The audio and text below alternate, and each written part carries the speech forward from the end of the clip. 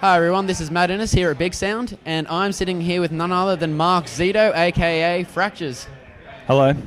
Now, it's not your first year at Bigsound though, is it?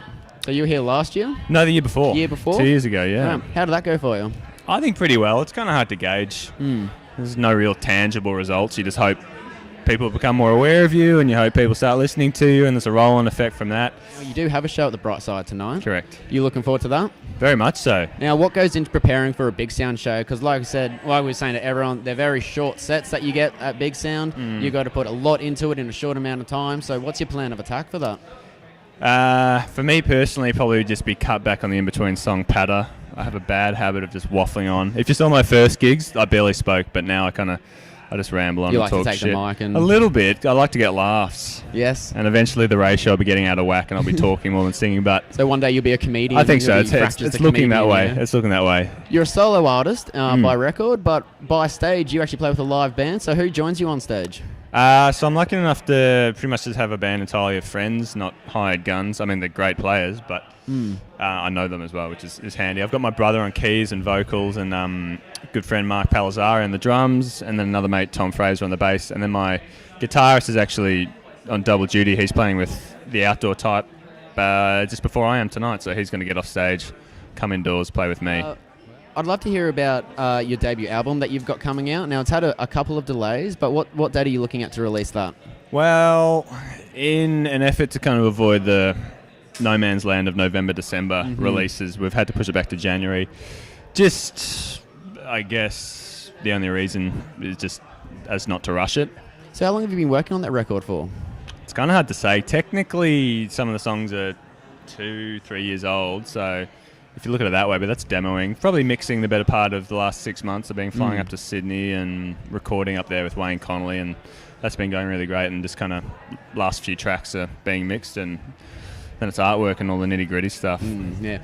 Now, to get that really nice atmospheric, cohesive sound you get, I imagine the production stage for you is probably the most important part, rather than the sort of the bulk songwriting. It isn't. I mean, it's kind of the glue, I guess.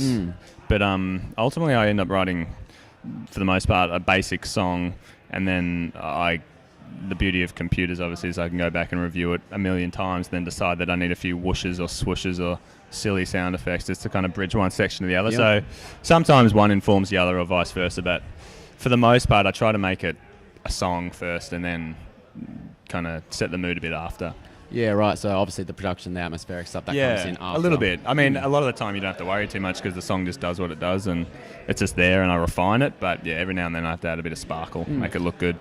Yeah, great. Now, you are a multi-instrumentalist. How many instruments can you play and what are they? Competently, I can play the bass guitar. It's my first instrument. It's probably my one true love. It's too hard to play that and sing though, so that's why I dish it off to Tom.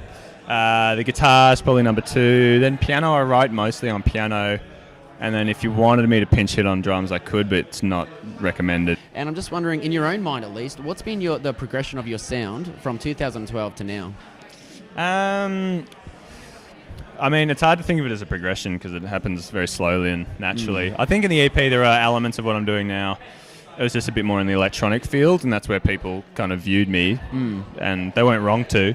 But I probably think slightly rebelling against them this time around, and it's a bit more band-oriented, a bit more live. There's definitely still electronic aspects, but I just I'm not a huge fan of going and watching, a set where I can't really see what the people are doing without kind of getting too specific. But so I wanted to be able to represent it live, and that kind of came across in the songwriting. So I guess from that, there's a bit more rock and roll in there. Yeah, that kind of thing is just spawned out of that because I like to rock.